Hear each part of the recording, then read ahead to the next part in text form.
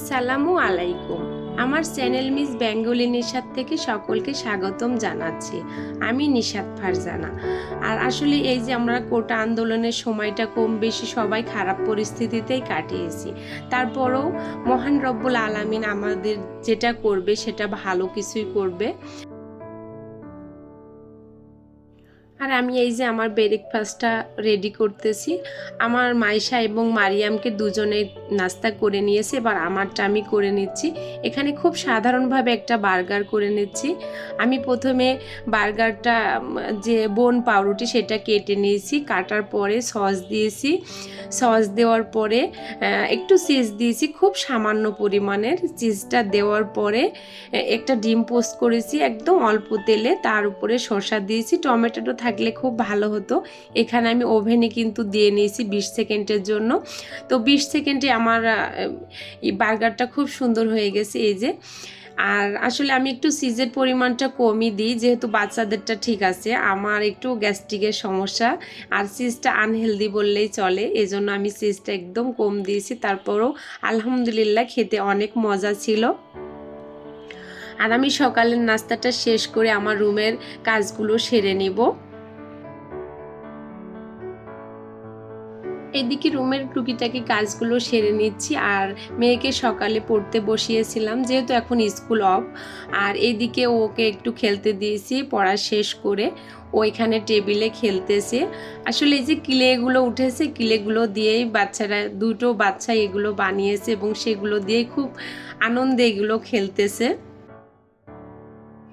কিছুক্ষণ খেলাধুলা করার পরেই আমি ওকে গোসল করাই দিব, আর দুপুরের খাবারটাও শেষ করে দিব, যেহেতু মিস একটু আগে আগে আসতেছে, এখন স্কুল বন্ধ। আর এই স্কুল বন্ধতে সকালের ঘুমটাও একটু দেরি করে উঠে ঘুম থেকে। আর এইদিকে আমার এই যে কচু পাতার যে গাছটা, এই গাছটা কয়েকদিন যাবত আমি পরিষ্কার করিনি, তো আজকে ভাবতেছি একটু পরিষ্কার করে নেব। এই কচু পাতা গাছটা আমি খুব বেশি ওয়াশ করি না, বেশিরভাগই মুছে নিই আমি কাপড় দিয়ে।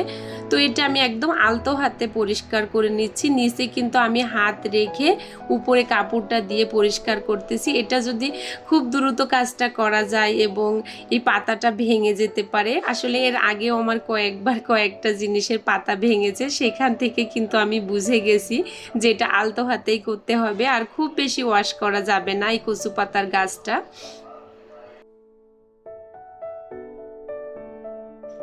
আমি অফ ক্যামেরায় কিন্তু একদম রুমটা গুছিয়ে নিয়েছি, সেটা আর ক্যামেরায় ক্যাপচার করিনি। এই যে আমার বিছানাটাও আমি পরিষ্কার করে নিয়েছি।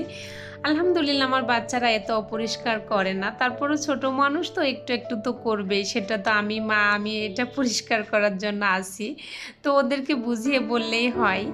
আর এখানে আমার ডাইনিং টেবিলটা এখন গুছিয়ে নেব। আর এই টেবিলটা আমি কয়েকবারই কিন্তু পরিষ্কার করি, যতবারই খাওয়া দাওয়া করা হয় ততবারই আমি ভেজা কাপড় দিয়ে আর পানি দিয়ে এটা মুছে নিই। বারবার যে ক্লিনার দিয়ে পরিষ্কার করি তাও না, এটাও কিন্তু খুব পরিষ্কার থাকে। যে ক্লিনার না দিলেও ভেজা কাপড়টা দিয়ে পরিষ্কার করে নিলে গ্লাসটা পরিষ্কার হয়ে যায়।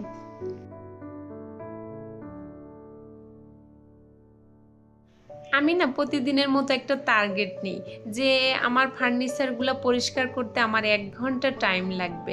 তো 1 ঘন্টার মধ্যে আমি কিন্তু সব ওয়াশ করে ফেলি।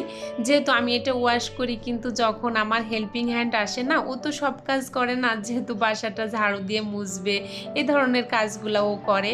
তো তার আগে কি করি, আমি ফার্নিচারগুলো সবগুলো ওয়াশ করে ফেলি। আমার রুমের যাবতীয় কাজগুলো শেষ করেছি, এবার রান্নার জন্য চলে এসেছি রান্নাঘরে। তো এখানে আমি রান্না করে নেব। এখানে কিন্তু আমি ভুঁড়ি রান্না করব, গরুর ভুঁড়ি।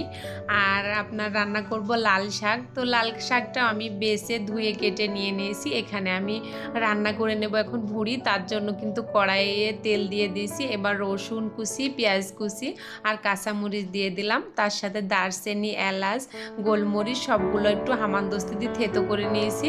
পরিমাণ মতো লবণ, আর এখানে হলুদ আর শুকনা মরিচ। তো সবগুলো এক একত্রে নিয়ে আমি একটু কষিয়ে নিচ্ছি। তার সাথে আদা বাটা, রসুন বাটা, জিরা বাটা এগুলো দিয়ে দিলাম। দিয়ে অল্প একটু পানি দিয়ে দেব, যেহেতু একটা তেল ছেড়ে আসা পর্যন্ত আমি এটা কষাইতে থাকবো। এই যে আমার যখনই তেলটা ছেড়ে এসছে তখনই কিন্তু আমি ভুঁড়িটা অ্যাড করে দিয়েছি। আর এর সাথে যে আলুগুলো দিয়েছি না, আমি কিউব কিউব করে আলুগুলো কেটে নিয়েছি। তো এই আলুগুলো কিন্তু আমি ভুঁড়ির মতো করেই কেটে নিয়েছি, দেখতে খুব ভালো লাগবে। আমি সব সময় ভুঁড়ি রান্না করলে আলু দিই, তো আলু দিলে ভুঁড়িটার স্বাদটা একদম অন্যরকম হয়ে যায়, খুব ভালো লাগে আর বাচ্চারা ওটা পছন্দ করে। আর এই যে মশলার সাথে খুব ভালোভাবে আলু এবং ভুঁড়িটা কষিয়ে নিলাম। তারপরে পরিমাণ মতো ঝোলের পানিটা দিয়ে দিলাম। যতক্ষণ না হয়ে আসে এটা সিদ্ধ, ততক্ষণে আমি জাল দেব।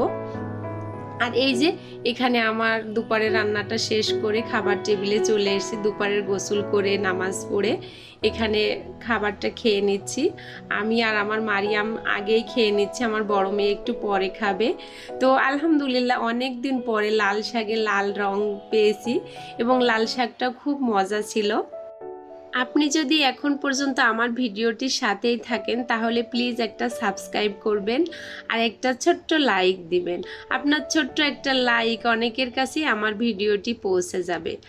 আর এদিকে আমার বড় মেয়ে মাইশা একটু ফল কেটে দিচ্ছে বিকালে, এটা অবশ্য। তো আমাদের সংসারের তো অনেক সাংসারিক কাজ থাকে, আমাদের ছেলে মেয়েরা আমাদের এই কাজের পাশাপাশি যদি ছোট্ট ছোট্ট কাজগুলো করে দেয়, এটা কিন্তু আমাদের অনেক আনন্দদায়ক। তো আমার মাইশামণি সেটাই করতেছে। ও এইদিকে একটু ড্রাগন ফলটা কেটে নিচ্ছে আর আমি ওইদিকে আমার চুলার পাড়ে গিয়ে একটু দুধ চা বসিয়ে এসেছি। তো দুধ চাটা এখন খাবো। তো বিকালে আমি দুধ চাই খাই সব সময়, আর সন্ধ্যার পরে লাল চাটাই খাই। প্রতিদিনের মতো আজকেও বলতেছি যে মানুষ মাত্রই ভুল হয়, আমারও ভুল হতে পারে, তো ভুলটাকে ক্ষমা সুন্দর দৃষ্টিতেই দেখবেন। আসলে আমিও জানি না মহান রব্বুল আলামিন কতদিন আমার এই দুনিয়ার বুকে বাঁচিয়ে রাখবে। তো যে কয়দিন বাঁচিয়ে রাখে তার লাখো শুক্রিয়া। আর এভাবেই কেটে যাচ্ছে প্রতিটা দিন, প্রতিটা সময়। আর এদিকে যাই হোক আমার চা বানানো হয়ে গেছে, এখানে চা খেয়ে নেব আমরা মা মেয়ে।